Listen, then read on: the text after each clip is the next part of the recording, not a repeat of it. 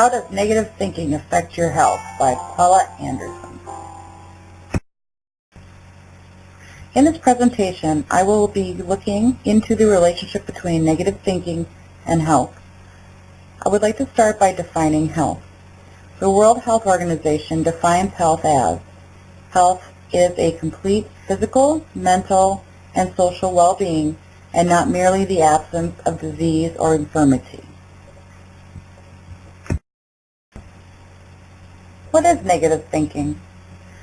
The definition of negative thoughts is intrusive thoughts are unwelcome, involuntary thoughts, images, or unpleasant ideas that may become obsessions, are upsetting or distressing, and can be difficult to be free of and manage.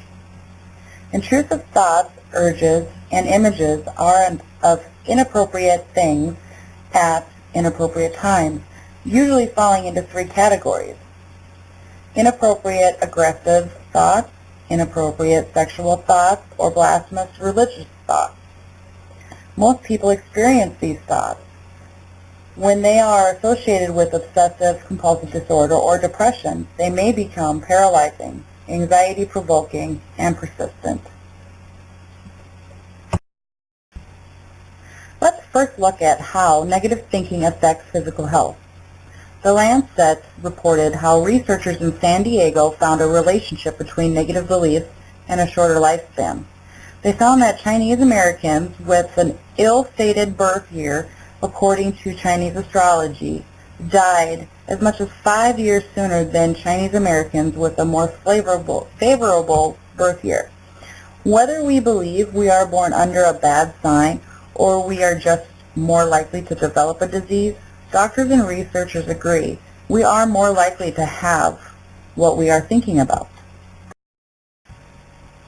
Dr. Karen Lawson, an MD, believes emotions should be freely expressed whether they are positive or negative.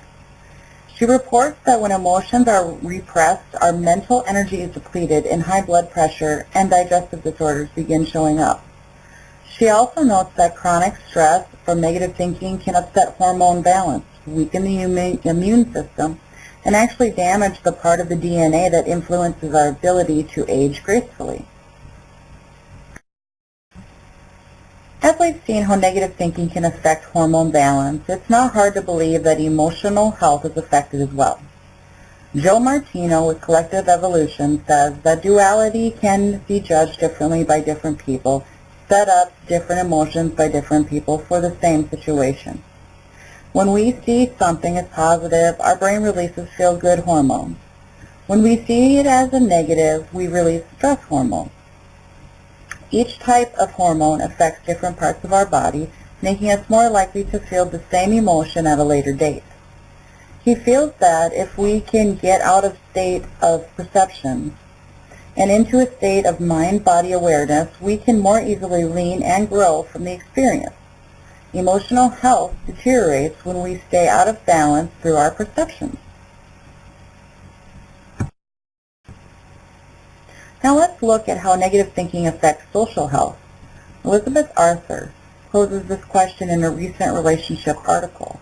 Are you secretly ruining your relationship with negative thinking? She also believes negative thinking is greatly a matter of perception. Someone may not say hello to us, a friend may make a comment that sounds hurtful, or we may see people on Facebook posting pictures of how wonderful their lives are. Without a balanced viewpoint, it's easy to fall into the victim mentality, thinking the world is against us or feeling like there's something wrong or missing from our lives.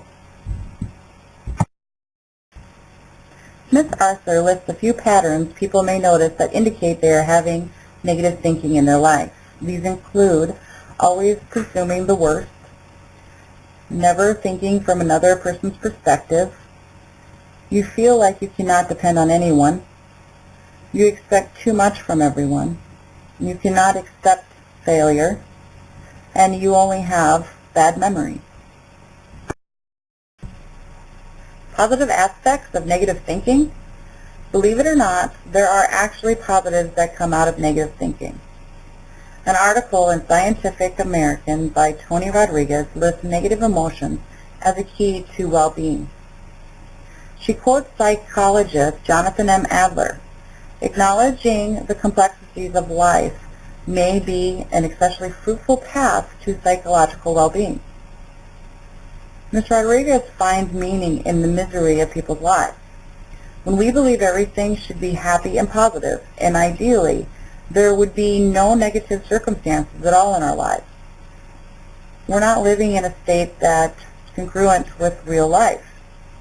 Adler addresses this, saying, taking the good and the bad together may detoxify the bad experiences, allowing you to make meaning out of them in a way that supports psychological well-being. Being able to tolerate our strong negative feelings while remembering that they are only feelings and thoughts can actually help us to process the emotion and be done with it. And hopefully we are attentive enough to glean a lesson from it that serves our growing. From this article, it appears that many researchers have concluded that negative thinking plays a vital role in the maturation process if we are able to get unstuck. From what we have heard so far from professionals, negative thinking is something that must be processed properly rather than eliminated. Dr. Karen Lawson suggests 3 strategies to help avoid getting stuck in negative thinking. By forgiving, we can fully accept that something bad has happened, while resolving to release all negative feelings related to it. Researchers have found physical health benefits like lower blood pressure, better cardiovascular health, and healthier immune system for people practicing forgiveness. Practicing gratitude, noticing and being thankful for the good things in life has been very helpful for emotional health. Emotional resilience is a strategy people can use where they allow themselves to be stretched by negative emotions, but they bounce back without becoming stuck in the hopelessness and helplessness. Resilience does require that people can use optimism to see the good or trust there is a good in every bad situation. They trust in one way or another they will find good and grow with it. Faith provides a helpful perspective when dealing with negative thinking. Linda Perrin, writing for the Morning Call, says, when we are ruminating, we're not trusting God. We should be spending our moments listening for useful ideas from Him. These thoughts are always available, but we hear them only when our thought is calm and receptive. She uses the example of turning on a radio and hearing static. She compares the type of thinking we are not paying attention to the static on the radio. By tuning the radio to a very specific frequency, we are able to hear a perfectly clear message on the radio. By turning our thoughts to God, we become receptive to His message. When we put it all together, it's not too far-fetched to understand that God allows circumstances in our lives that would be labeled as negative. But we can also see how He has our best interest in mind by allowing us to grow and become stronger, better able to take on more and enjoy the greater reward.